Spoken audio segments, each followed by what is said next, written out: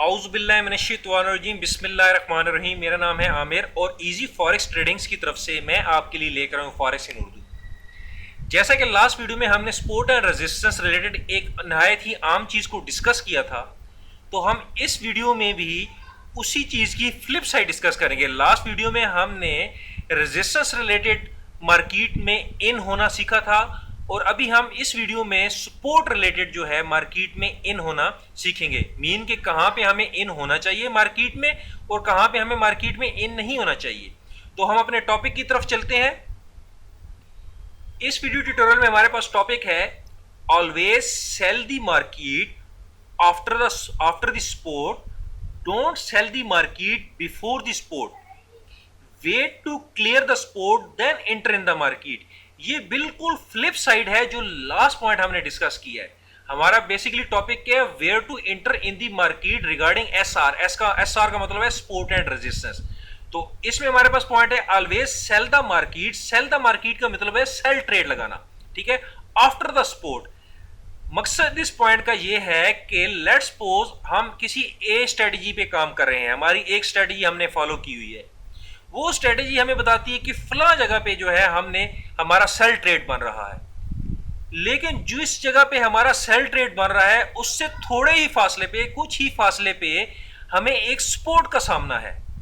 Mean कि जो ही जिस जगह पे हमारा सेल ट्रेड हम एंटर कर रहे हैं उससे चंद ही पाइप फासले पे हमें एक सपोर्ट का सामना है। तो उस जगह पे हमने ट्रेड नहीं लगाना, हमने इंतजार करना है जब तक वो हमारी सपोर्ट ब्रेक ना हो जाए। जब वो हमारी सपोर्ट ब्रेक हो जाएगी तो उस सपोर्ट ब्रेक होने के बाद हम अपना सेल ट्रेड जो है वो लगा सकते हैं।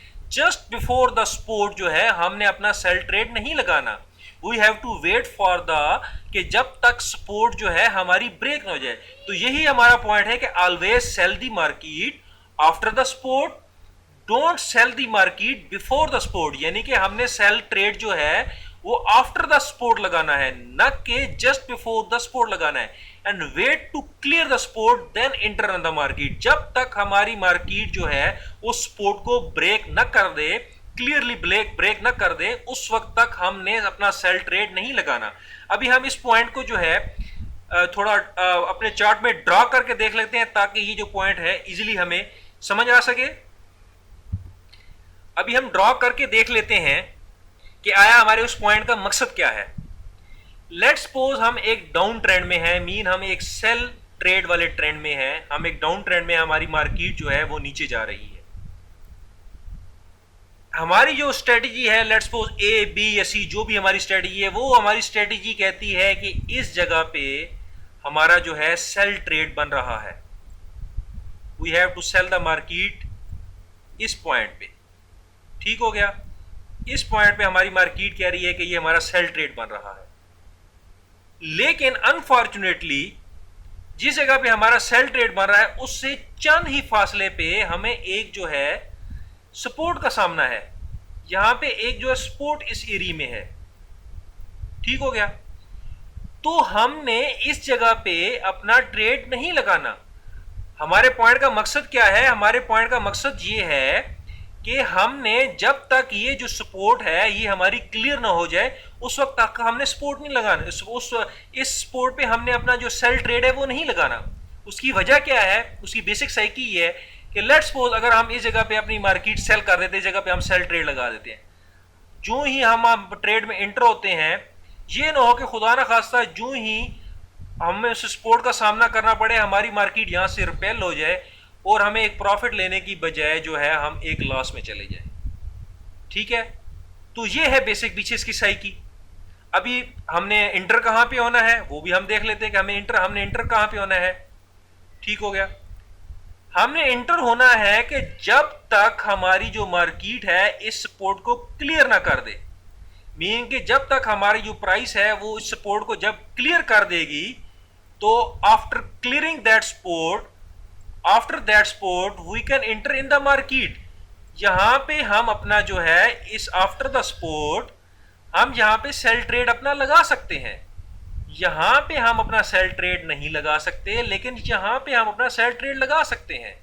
मीन कि आफ्टर दिस सपोर्ट, ये जो जिस सपोर्ट का हमें सामना है वो सपोर्ट जब क्लियर हो जाएगी, हमारी प्राइस उसको क्लियर कर देगी, तो उसके बाद हम लगा सकते हैं। क्यों? क्योंकि अभी हमने वो सपोर्ट को क्लियर कर लिया है। अभी हमें किसी चीज का हमें अभी सामना नहीं है, अभी हमारे पास एक क्लियर मार्केट है। तो ये बेसिक साइकी है, रेजिस्टेंस से पहले ट्रेड ना लगाना और सपोर्ट से पहले ट्रेड ना लगाना। और यही बेसिकली साइकी है, रेजिस्टेंस के बाद ट्रेड लगाना बाय केस में और सपोर्ट के बाद ट्रेड लगाना सेल केस में।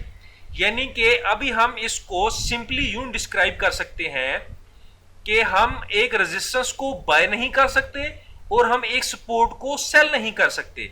ये बेसिक पिछली स्लाइड में जो पिछला वीडियो ट्यूटोरियल था उसमें भी हमारा यही पॉइंट किल करने का मकसद था, और इसमें भी मीन कि अगर हमें मार्केट में किसी रेजिस्टेंस का सामना है तो जस्ट बिफोर दैट रेजिस्टेंस हम बाय ट्रेड नहीं लगा सकते। जब तक वो हमारी रेजिस्टेंस क्लियर ना हो जाए उस वक्त तक हम जो है उसमें हमने उस पर बाय ट्रेड नहीं लगाना। और इसकी फ्लिप साइड जो है, फ्लिप साइड क्या है, सपोर्ट साइड जो है सेल ट्रेड में, अगर हम एक जगह ऐसी जगह पे इंटर हो रहे हैं जिसके चंद ही पाइप फासले पे, थोड़े ही फासले पे जो हमें किसी सपोर्ट का सामना है, तो हमने उस जोन में हमने अपना सेल ट्रेड नहीं लगाना। हमने वेट करना है जब तक हमारी वो सपोर्ट क्लियर ना हो जाए। जब हमारी सपोर्ट क्लियर हो जाएगी तो उसके बाद हम जो है ट्रेड अपना लगा सकते हैं सेल का।